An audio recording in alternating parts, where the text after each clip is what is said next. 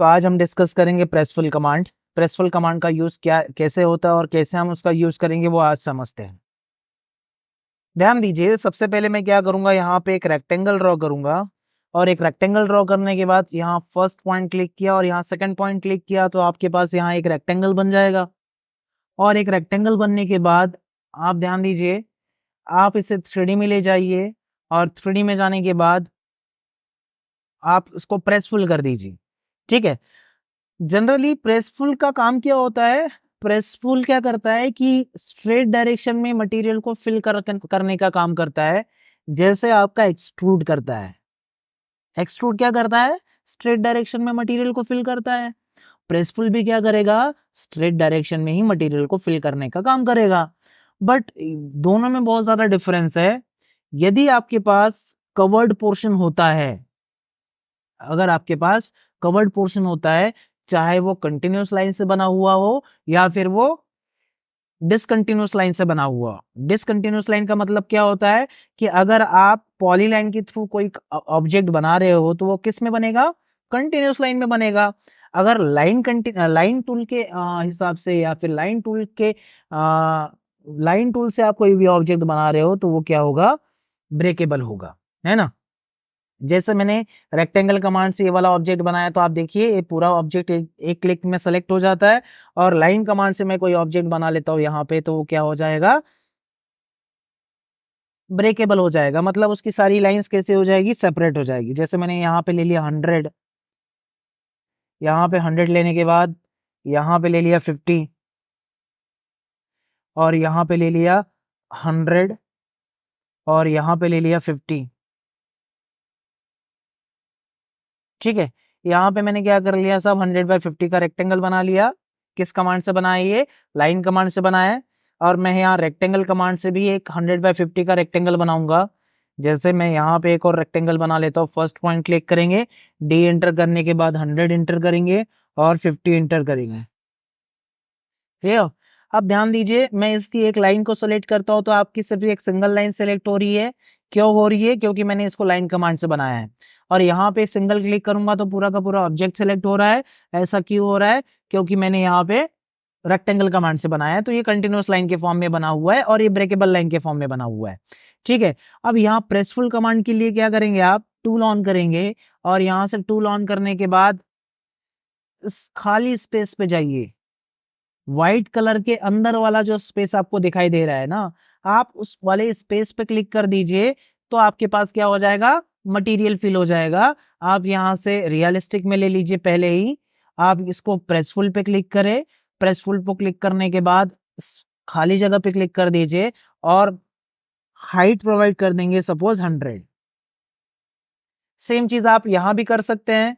आप यहां पे क्लिक कर दीजिए और यहां पे क्लिक करने के बाद इसको भी ले लीजिए 100। ठीक है, अब ध्यान दीजिए, अगर मैं एक्सट्रूड करता तो ये वाला पोर्शन एक्सट्रूड हो पाता क्या, लाइन कमांड से जो मैंने बनाया है वो वाला पोर्शन एक्सट्रूड हो पाता क्या, नहीं हो पाता, क्योंकि वहां पे सिर्फ और सिर्फ आपकी सरफेस क्रिएट होती, कोई भी सॉलिड पार्ट नहीं बनता।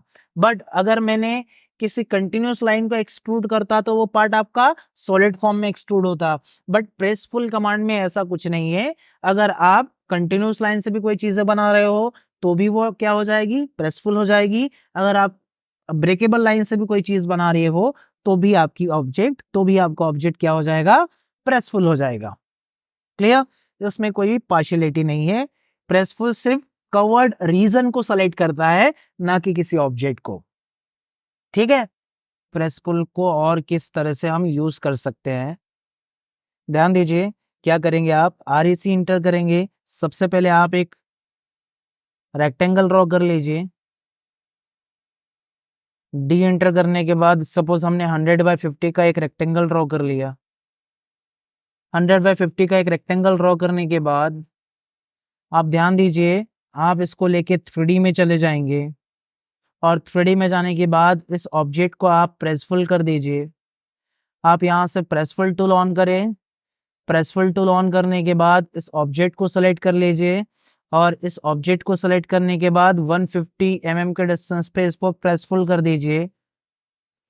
और इसको प्रेसफुल करने के बाद मैं यहाँ से इसको रियलिस्टिक में ले जाऊंगा तो आपके पास कुछ इस टाइप से एक पोर्शन बना हुआ है। है ना। अब मुझे क्या करना है साहब कि इस फ्रंट सरफेस के ऊपर एक रेक्टेंगल और बनाना है। इसके फ्रंट सरफेस के ऊपर एक रेक्टेंगल और बनाना है। अब मैं इसके सरफेस के ऊपर रेक्टेंगल बनाने की कोशिश करता हूं, तो मैं क्या करूंगा, ध्यान दीजिए, REC इंटर करूंगा। REC इंटर करने के बाद आप यहां पे क्लिक कर दीजिए, और यहां पे क्लिक करने के बाद मैं यहां एक रेक्टेंगल बनाने की कोशिश कर रहा हूं, बट आपका रेक्टेंगल बन पा रहा है क्या उसके सरफेस के ऊपर? नहीं बन पा रहा है।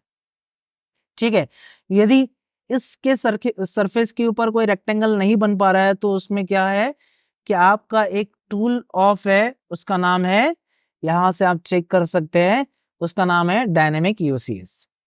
ठीक है, आपके पास डायनेमिक यूसीएस नाम का टूल एक्टिवेट होना चाहिए, तभी आपका ये वाला जो पोर्शन है इस फ्रंट सरफेस के ऊपर वो बन पाएगा, इस सॉलिड पार्ट के ऊपर वो बन पाएगा, है ना। डायनेमिक यूसीएस देखो चेक्ड है, यहां से मैं इसको अनचेक कर देता हूं। अनचेक करने के बाद ध्यान दीजिए नीचे वाले स्ट्रिप में कौन सी कमांड हट रही है और कौन सी कमांड आ रही है, तो आपको डायनेमिक यूसीएस का टूल समझ में आ जाएगा। आप डायनेमिक यूसीएस पे क्लिक कर दीजिए, आप देखेंगे कि ये वाला टूल आपका आ रहा है। आप इसको अनचेक करेंगे तो ये टूल आपका नहीं है, फिर चेक कर दीजिए, फिर टूल आ रहा है। ठीक है, तो आपने यहाँ से डायनेमिक यूसीएस को चेक किया, चेक करने के बाद यहाँ से ये वाला टूल आपका एक्टिवेट होना चाहिए। आपने इस टूल को एक्टिवेट किया, और एक्टिवेट करने के बाद हम क्या करेंगे, अच्छा इसके लिए शॉर्टकट की कौन सी होती है? F6। डायनेमिक यूसीएस के लिए शॉर्टकट की कौन सी होगी? F6। मैंने डायनेमिक यूसीएस को यहाँ से ऑन किया हुआ है। ऑन करने के बाद मैं यहाँ से REC इंटर करूंगा, और REC इंटर करने के बाद इस सरफेस के ऊपर एक रेक्टेंगुलर शेप बना लूंगा ऐसे, और एक रेक्टेंगुलर शेप बनाने के बाद मैं इसको यहाँ से प्रेसफुल कर सकता हूँ। मैं वापस से प्रेसफुल कमांड के ऊपर जाऊंगा, और प्रेसफुल कमांड के ऊपर जाने के बाद इस वाले सरफेस को सेलेक्ट कर लेंगे। इस रेक्टेंगल को आप सेलेक्ट कर लीजिए, और रेक्टेंगल को सेलेक्ट करने के बाद यहाँ से आप सपोज 50 mm एक्सट्रूड कर सकते हैं आप, है ना। जैसे मैंने क्या किया, REC इंटर किया, REC इंटर करने के बाद इस सरफेस के ऊपर जाऊंगा, और यहाँ पे एक और रेक्टेंगल बनाऊंगा, और एक रेक्टेंगल बनाने के बाद मैं प्रेसफुल कमांड ऑन करूंगा, और प्रेसफुल कमांड ऑन करने के बाद इस वाले रेक्टेंगल को सेलेक्ट कर लीजिए, और यहाँ से इसको ले लीजिए 100। तो ऐसे भी आप मटेरियल को फिलअप कर सकते हैं, ठीक है, प्रेसफुल कमांड के थ्रू। अब मान के चलो कि मुझे क्या करना है कि इसके साइड वाली सरफेस के ऊपर एक और रेक्टेंगुलर शेप बनाना है, या फिर मुझे इसके साइड सरफेस के ऊपर क्या करना है, एक सर्कुलर शेप बनाना है। तो मैं यहाँ पे क्या करूंगा, एक सर्कल ड्रॉ करूंगा। सर्कल ड्रॉ करने के लिए आप C एंटर करेंगे, और C एंटर करने के बाद इस पॉइंट पे क्लिक कर दीजिए, और इस पॉइंट के बाद एक सर्कल ड्रॉ कर लिया हमने। और सर्कल ड्रॉ करने के बाद आप यहाँ प्रेसफुल कमांड पे क्लिक करें, और प्रेसफुल कमांड पे क्लिक करने के बाद सर्कल को सेलेक्ट कर लीजिए, और इसको अंदर की तरफ शिफ्ट कर दीजिए। तो ये क्या करेगा, मटेरियल को भी रिमूव करने का काम करता है ऐसे। अगर आप इसको बाहर करेंगे तो मटेरियल को फिल करेगा, और इसको आप अंदर करेंगे तो मटेरियल को रिमूव कर देगा।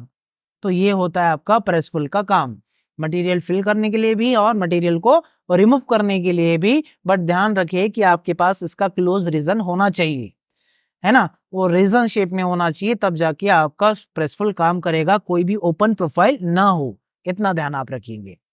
ठीक है,